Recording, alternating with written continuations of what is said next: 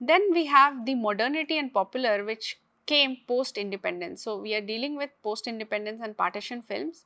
Modernity and popular is one of the themes largely seen after partition. Now Andaz, one of the film by Mehboob Khan, where you have Nargis, a spoiled daughter of a millionaire, kind of brings in the idea of modernity, what modernity meant in Indian cinema.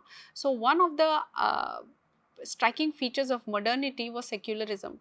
So India before independence was never inclined towards the discourse of religion, but after independence, India started to feel that there is lack of secularism also because of what happened during partition. So it was the need of the hour, and with modernity, religion was never a modern concept, and therefore secularism became a modern concept in popular discourse. Modernity was classified as good and bad, so it has both. It has the perils, it had the attractions, and these films kind of embodies the good and the bad. So the idea, when we see a character who is a doctor, we always think that the character will be good, but on the contrary, when we see a bar dancer, we always question the character. But what modernity told us, that it is not like that. The doctor can also be bad, the bar dancer can also be good. So these discourses formulated the kind of themes, the films that were being made. Bazi is such film by Guru Dutt. Then we have Jal, we have Kala Bazaar, and then we have Guide. Guide was again based on a popular book with the same title, which was written by R.K. Narayan. And all these films we see is enacted by Dev Anand. So he's playing the characters of gambler, smuggler, black marketeer, a thug, and these films also tell us that it was a phase in India where there was unemployment, growing unemployment, and therefore the youth was kindly inclined towards what was bad, what was the byproduct of modernity of that time. But films like Bazi also restored the sanctity of the state authority. So it shows the police in that light in this film, where it is restoring that sanctity. Then the Nehruvian modernity, which is the city shown in the city, is also there in these films. The city associated with urban criminals again is a part of the modernity, the perils of modernity. Guru Dutt's R Par, Shakti Samanta's Havra Bridge. These again were the films where urban criminals were mainly the protagonist played the character of urban criminals. Then we see the agrarian themes almost leaving the screen. Okay, it was there, but it was almost on the verge of leaving, and we further see the alignment between the state authority and the feudal power in Ganga Jamuna. Another spectacle by S.S. Vasant, Chandralekha, which was the first major effort by a Madras studio uh, to make this film a pan-Indian film. So this is one attempt made by Madras-based studio, and this film was slightly influenced from Ali Baba legend. So it had a few magical sequences here and there, which made it quite distinct from the kind of films that were being made. So the technology, the use of technology, the playfulness of technology can also be compiled in the idea of modernity. Now, people often call this period as the low period, but Ashish Rajadaksa kind of disagrees. He says that it was a time when the films being made discredit intelligence and also enhance their reputation for credulity and submission to make believe, as an inquiry committee report of 1951 tells us. So, was it really a low period for Indian cinema? And then we see that no other third world country had such a huge movie industry and in this scale. And after its own independence. So India was one such film industry which was becoming huge day by day. So with the emergence, we saw the silent era, the talkie era, the color film era, Now we will be talking about new cinemas. So after the formation of the first state, which was Madras in 1956, we witnessed that politics and art together in 1967, the Tamil Nationalist Party, that is the DMK, overthrows the Congress and the progress towards Tamil speaking states. So they kind of are now pushing the Tamil Nadu as the Tamil speaking state. So we see the emergence of poets like Subramanian Bharati, who scaled up the politics. So they kind of intermingled politics with art and culture. We will further see how DMK has played a significant role, or the leaders in DMK has scripted cinema, scripted movies, which kind of integrate politics along with art. Now, there was a scenarist called C.N. Annadurai who set up as the propaganda arm of this party, a filmmaking process that must be seen as one of the greatest moments of the 20th century propaganda. So, Annadurai made it a point that it is out loud clear that this setup as the propaganda arm of this party, which is also into filmmaking, makes it to the overarching 20th century propaganda cinema. M. Karunanidhi also had been a minister in India, scripted Mantri Kumari, which is translated as The Minister's Daughter in 1950.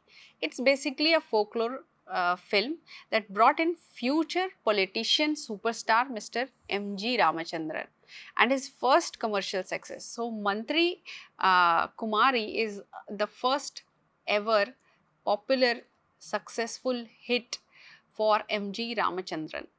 And then Karunanidhi wrote famous DMK films ever, Parashakti, the Goddess, 1952. And it again saw the debut of another Tamil superstar, Shivaji Ganeshan. After the 1960s, he also turned to more realistic themes like, the class, peasantry, gardener, taxi driver, these kind of roles, the catering to the classless people, or the lower strata of the people. So with moving on from politics to class, there has been a shift from the kind of scripts M. Karunanidhi wrote, and he has largely contributed to the Tamil cinema. And in 1967, the regional state of Kerala gave new directions to the role of cinema in national formation, which is the industrial nationalist route. So, the regional new cinema that we will be discussing. So, Kerala was one state which got its upgradation before any other state, which made regional cinema. So, the Kerala State Film Development Corporation got upgraded to a public sector undertaking in 1975, and by 1987 as many as 86 of 126 films were made in Malayalam. So, it is indeed a big deal. More than half the films that was released by the year 1978 were made in the Malayalam language. And then we have Adur Gopalakrishna, who made the film called Swayamvaram in 1972, and Adur Gopalakrishnan is quite a renowned filmmaker of Malayalam cinema, Malayalam film industry. From anti-feudal criticizing traditional elites to showcasing the virtues of new regional state policies. So, these were the topics which were very common in the states of Andhra Pradesh, Orissa, Assam, Madhya Pradesh and Manipur. The themes of anti-feudal, criticizing traditional elites. Some internationally renowned new cinema initiatives with regional state subsidy, as the films by Adur Gopalakrishnan, G. Aravindan, Girish Karnad, B.V. Karnath and Girish Kasaravali, were also being made in various different languages. So, here is a list which actually is in various different languages, which is in Malayalam and Kannada, and then it can be there for reference. Now we have what is called the parallel cinema or the new wave cinema. So it is called parallel cinema because it did not replace the popular. In fact, it was a reaction to the popular cinema that was being made during that time. So it emerged towards the end of 1960s and mainly led by Bengali cinema makers. So we have filmmakers like Mrinal Sen, we have filmmakers like Satyajit Ray, we have other filmmakers in the Hindi film industry as Mani Kaul and Govind Nihlani. So these people were the pioneers of the new wave cinema. Mani Kaul began with a loan from the Film Finance Corporation and his debut film was Uski Roti. And the same year, Mrinal Sen made Bhuvan Shome. Though it is not largely part and parcel of the popular culture films, we still are discussing this film because it is very important. If you remember 1955, the film that made Indian cinema global was Satyajit Ray's Pather Panchali, which is a new wave cinema or which is a parallel cinema, and therefore the mention is very important. And these films were basically dealing with lives of everyday people. They were just common people who are living their everyday life and how their lives are showcased, capturing the emotions, capturing the poverty, capturing the everydayness was the theme of parallel cinema at large. Appu Trilogy by Satyajit Ray. Satyajit Ray also made two Hindi films. He has only directed two Hindi films. One is again based on Premchand's Shatranj Ke Khiladi. And then we have Ritwik Ghatak's Nagarik. We have Maya Darpan by Kumar Sahni, and we have Akrosh by Govind Nihlani. Now the traces of the kind of films that these parallel cinema directors were making were very hard hitting to the realism, to the social domain. And then Akrosh is one such film where we have actors like Nasruddin Shah, Om Puri, then we have uh, Smita Patil. So this film is very important because in the whole film, Om Puri does not speak. He has no dialogue. And in the end, he just shouts. This film is basically a satire on the judiciary system. Om Puri is a tribal farmer, and his wife is raped by these elite landlords, and when he goes to the police station, he is charged for his wife's own murder. So it is also kind of reflecting the pettiness of the landlord class or the feudal system at large, and he himself is arrested. The wife commits suicide, and during the trials and tribulations in the court, his father also gets a heart attack and passes away. And he gets a parole to attend the funeral of the father. And in that process, these elite landlords and the policemen, they are eyeing on her sister. So he kind of already knows the coming of events, that she will also be raped and killed, or she will commit suicide in the end. So he decides to just kill her. So in front of everyone, he just kills the sister to save her from the discomfort and pain that she will be enduring after he again goes back to the jail. And that is the scene where he shouts. It is a painful angst in the end, in a way to emote whatever he had been feeling all throughout the film. With this came escapist cinema, and when we say escapist cinema, there are reasons why these kind of films come in the first place. So when we are discussing escapist cinema, we see that there are reasons why this film came up, just like neorealism after World War, Italian neorealism. So we have the Sino-Indian War, which happened in 1962, and it is the after effect of war. So the place or the country, the society becomes so desolate, so unhappy, so pessimistic that you need a kind of relief, and these escapist cinema kind of gave them that sort of relief. Then there was shift to picturesque locales.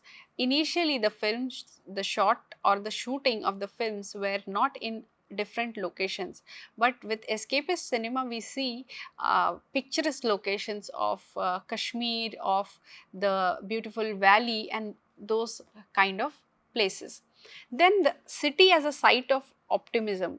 In these escapist films we see that the city which life had been very pessimistic, it acts as a site of optimism.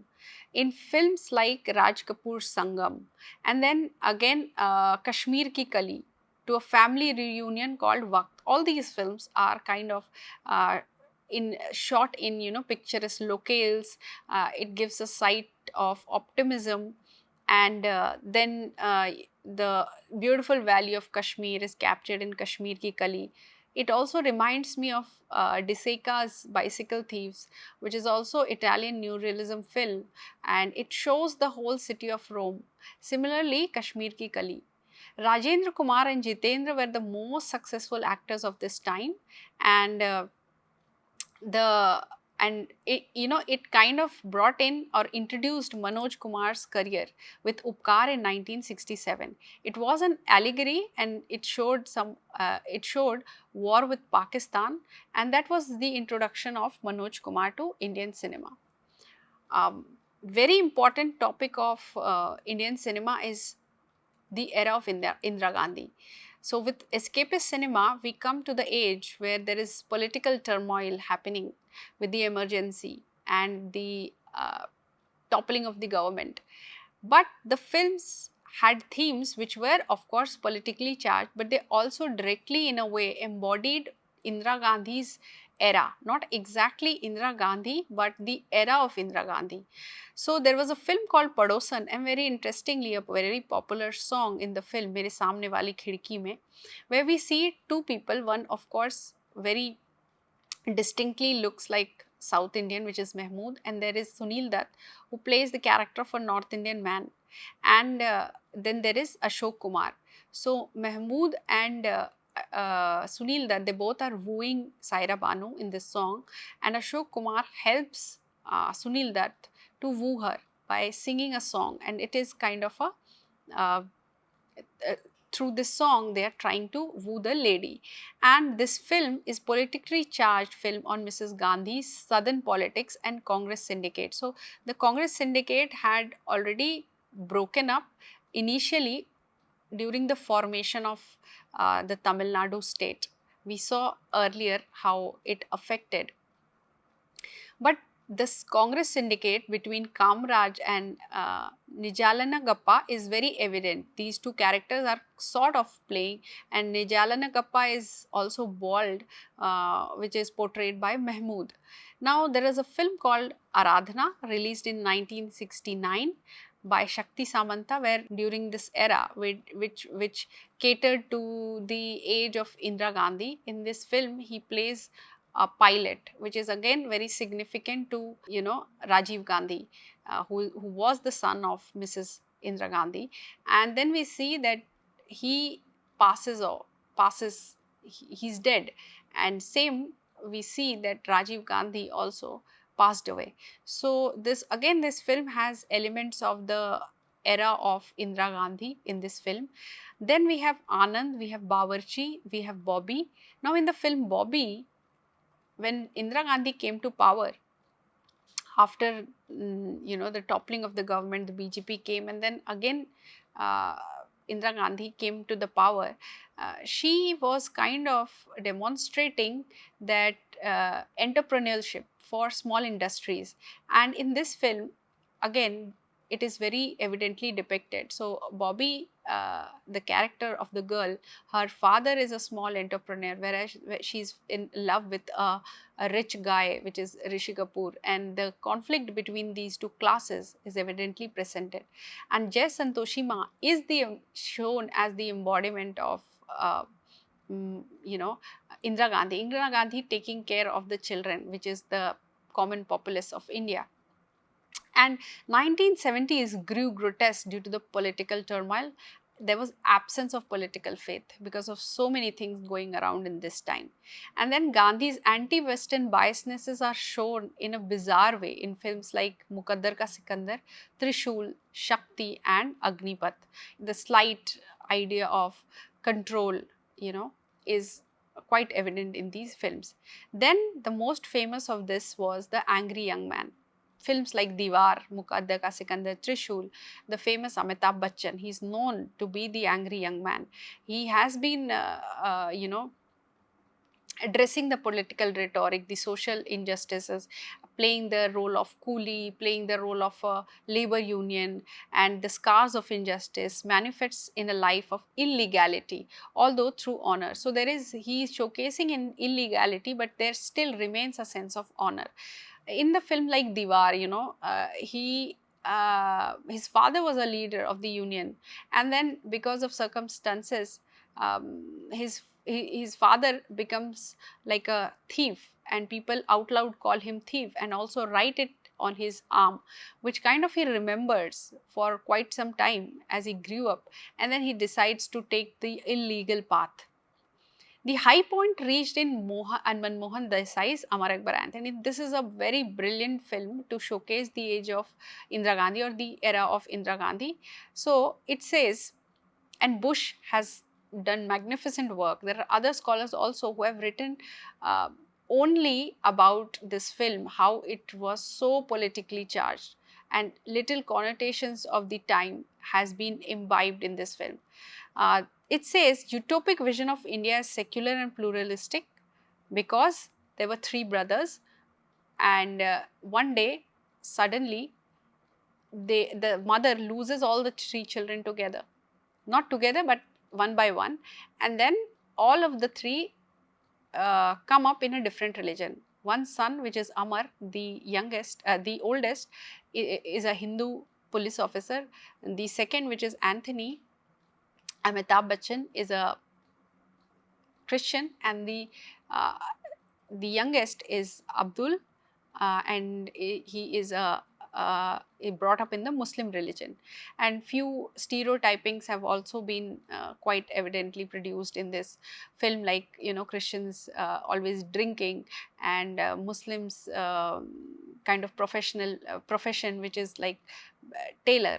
So these are also the purviews of this film. The author concerns with the rise of Hindu nationalism as purviewing the metaphors for the Indian home and family. So the rise of Hindu nationalism can also be witnessed in this film, where the whole responsibility of bringing things together and reuniting the mother with all the children is on the shoulder of the oldest brother, which is Amar, played by Vinod Khanna, and he's also a Hindu, presented as a Hindu in that film.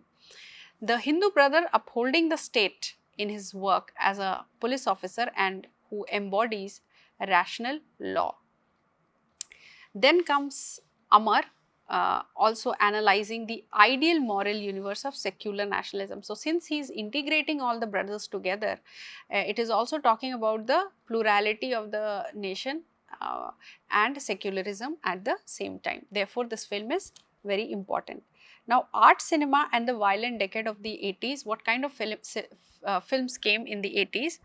We have films which categorized to the art cinema. In art cinema, basically, it was about the individual. It was no more character types or the politics or the social reformists, but it was the individual who was very importantly placed in these films. So films like Rajnigandha, where a woman is in turmoil as to which man she likes more, what she as an individual wants to do in her life, very important. Then we have Namak Haram, again by Hrishikesh Mukherjee, where we see Amitabh Bachchan. Then there is Abhiman. Abhiman is again by Hrishikesh Mukherjee, where he plays husband and wife with his own wife, which is Jaya Bachchan, and they both are singers. So individuals' insecurities as a husband, where the wife is also in the same profession, is dealt in this film is situated in these kind of films. Now, because of the growing regionalism, Mrs. Gandhi's agenda was power play, evident vote bank politics, which again very significantly is produced in many of the films, not located at the center but scattered in and around these films. One is Insaf Ka Taraju. It also talks about how the position of women has been placed in cinema. So if you are a woman who is modern and glamorous, you are tend to get raped. But if you are a woman who drapes a sari, you might not be raped. So that is one of the closing scenes which this film produces. Then there is regional identity in Ankush by N. Chandra, and then Ek Duje Ke Liye, Pratighat and Tezab.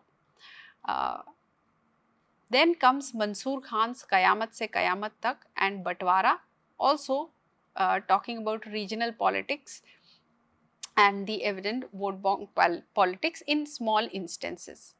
Liberalization in India started in the 1990s, though the act or the reform were proposed in 1991, 1992, but beginning is kind of evident in 1990s. And we also see a political reason for the economic downfall of India to an extent was the downfall of the USSR. And the socialist republic had fallen, and India also to an extent, the Nehruvian socialism that we talk about was brought in by USSR, brought in from USSR rather, and now it is collapsing. Now in this moment of collapse, our finance minister, our then finance minister, Mr. Manmohan Singh, brings in reforms of liberalization, and with liberalization the foreign market was opened for India, and it is very very much exercised in the films that came in the 1990s. So during liberalization we see that there was a break from Nehruvian socialism. Already socialism, which is the socialist nation, the USSR, which was falling. So the same consequence was seen in India. And then we had Suraj Barjatya, Hum Aapke Hai Kaun, which is embodying the Ram Rajya. The Ayodhya and the Babri case was ongoing, and the starting of the Hindu nationalism is also during the 1990s. So 1990s along with liberalization was also a witness to these changes. And then we have Bazigar, where we see the clash of the business classes. So coming of liberalization also resulted in competition, and this competition led to clashes, which is again evident in the film. Nehruvian socialism has left the screen, thereof the hero had to withdraw from the culture and tradition. Now what is important to note is that earlier all the films, and again when we will come to mythology, romance, we will see that all the Indian films are somehow linked or attached to the larger framework of the culture and tradition of India. But in the 1990s, to an extent, we see that they are now moving further away, because Nehruvian socialism has also left. There is nothing to prove for the hero now. So it is important to witness what is coming next. Now, it was also perceived withdrawal from the state. So it is making a kind of a drift from the state, which is also very important. And then we see films like Salaam Bombay, which is kind of bringing in Hindu-Muslim romance in 1995. It is also largely talking about what happened in Bombay during the 1995 bomb blast, and based on that, it brings in the essence of the Indian idea of secularism. In the post 1990s, we see Govinda being introduced as a post-modernist hero, or an element of postmodernism, because postmodernism we know has a lot to do with pastiche, and pastiche was blank but not parody, consciously mimicked but blankly, close resemblance to Bawarchi and Sholay. So the kind of films that he was doing this time, and he was alone who did really well in this genre, bringing in pastiche and parody together. And he kind of, you know, located himself in such kind of films. So in Bawarchi, which again is very significant because it is about a person who is not a member of the family but comes to the family to kind of integrate the family together. And resemblance to that, he did a film where he is a son of a businessman, but in order to woo, in order to earn that earn the girl from the family, he goes in as a cook and kind of persuades everyone in the family. So it is quite similar to Bawarchi. He was not an archetype like Shami Kapoor. He was more like a pastiche. He used to bring things together from different places and and used to put it together in the film. Later, a different genre of patriotic films came to the center during the 1990s, and these patriotic films were different from the partition films, and probable uh, disruptor or probable enemy had always been Pakistan, because it is now post partition. And one such film was 1942, A Love Story, Border, where we see the adversaries are always the Pakistan. Earlier it was the British, and now it is Pakistan. In this period of the 1990s, we also see the coming up of thriller and gangster films, the popular thriller and gangster films. One such film was Satya, released in 1998, and it is in the likewise of Comedian Gangs of Wasseypur, but of course it was released before. It showed the police as not weak, unlike Agnipath, showed gangs as individual agency, state as authoritative. So state still had control in the 1990s. This is what the films depicted, even if it was named as the thriller or the gangster age. Shool again is an important film where we see a police officer who is not a mere employee but an embodiment of the state. So he is representing, the police is representing the whole state or nation.